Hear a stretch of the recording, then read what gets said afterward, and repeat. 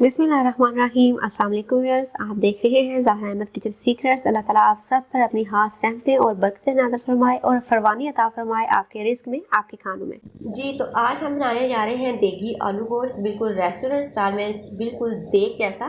तो उसके लिए क्या करना है, हम सबसे पहले ले लेंगे बीफ 1 kg। आप यहाँ पे मटन भी ले सकते हैं, आप चिकन भी ले सकते हैं। 1 कप हम इसमें डालेंगे ऑयल और इसको अच्छे से फ्राई कर लेंगे, इसका कलर चेंज हो जाए। फ्राई करने का मकसद ये है कि जो गोश्त की स्मेल होती है वो अच्छे से ख़त्म हो जाए। ठीक है जी, आप इस तरीके से जो गोश्त बना रहे हैं और जो आप सारे मसाले एक दफ़ा डाल के प्याज टमाटर और सारी चीज़ें एक दफ़ा गला लेते हैं, और उस तरीके से जो आप गोश्त बनाते हैं उसके टेस्ट में और इसके टेस्ट में ज़मीन आसमान का फ़र्क होता है। ठीक है जी, अब हम ऐड कर लेंगे अदरक लहसुन और हरी मिर्च का पेस्ट 3 टेबलस्पून हम इसमें ऐड करके इसकी अच्छे से भुनाई करेंगे, ताकि इसका जो स्मेल होती है गोश्त की वो ख़त्म हो जाए। जितना आप इसकी अच्छे से भुनाई करेंगे, इसको अच्छे से फ्राई करेंगे, आपका जो खाने का टेस्ट है वो उतना ही ज़बरदस्त आएगा। ठीक है जी, सेम यही मेथड आपने फॉलो करना है अगर आप चाहते हैं कि आपका खाना सेम वैसा बने जैसा कि देगी या रेस्टोरेंट का खाना होता है। ठीक है जी, तो उसके बाद हम इसमें ऐड कर रहे हैं टमाटर और प्याज की प्यूरी। ठीक है जी, अगर आपने रेस्टोरेंट स्टाइल में बनाना है तो आपने क्या करना है, आपने टमाटर और प्याज को गला के उसकी प्यूरी बना लेनी है और उसको ऐड करना है। हस्बे जायका नमक ऐड कर रहे हैं, 1 टीस्पून इसमें ऐड करेंगे हरी मिर्च, आधी चम्मच हम इसमें ऐड करेंगे हल्दी की।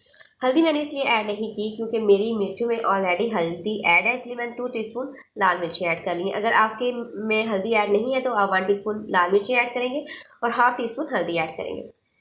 ठीक है जी, आप देख सकते हैं गोश्त अच्छे से भुन चुका है।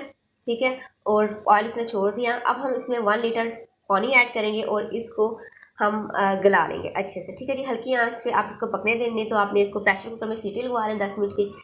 अगर आप खुले बर्तन में बना रहे हैं तो आप इसको हल्की आंच पे पकने दें गलने तक, और साथ साथ चेक करते रहें कि आपका खाना जल ना जाए। अब हम इसे ऐड कर देंगे 1 टेबल स्पून खुश्क धनिया।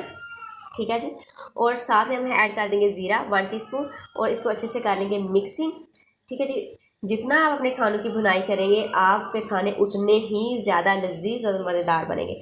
ठीक है जी, साथ ही में मैं इसमें ऐड किया था एक दालचीनी, एक बड़ी इलायची और एक बादियान का फूल। वो वीडियो रिकॉर्ड नहीं हो सकी तो काइंडली आप वो ऐड कर दीजिएगा।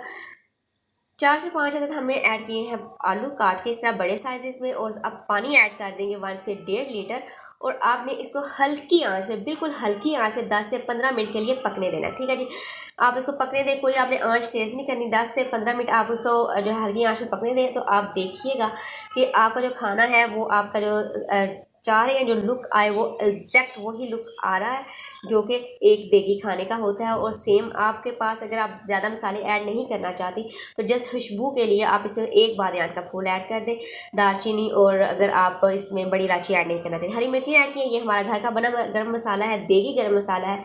इसकी रेसिपी मैं अपने चैनल पर अपलोड कर चुकी हूँ, काइंडली आप उसको मस्ट वॉच कीजिएगा। वे एक जादुई गर्म मसाला है जो आपके खानों को 4 चांद लगा देता है। तब इसको सर्व कीजिए नान के साथ, रोटी के साथ, सलाद के साथ, रायते के साथ। आप यकीन करें ये खाने में इतना मज़ेदार है ना कि आपकी सोच है। आप इसको मस्ट ट्राई कीजिएगा और अपने फीडबैक से लाजमी कहा कीजिएगा।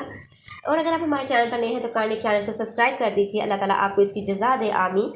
इंशाल्लाह नेक्स्ट वीडियो में हाजिर होंगे एक नई रेसिपी के साथ। तब तक रखिएगा अपना ढेर सारा ख्याल और मुझे रखिएगा दुआओं में याद। अल्लाह हाफिज़।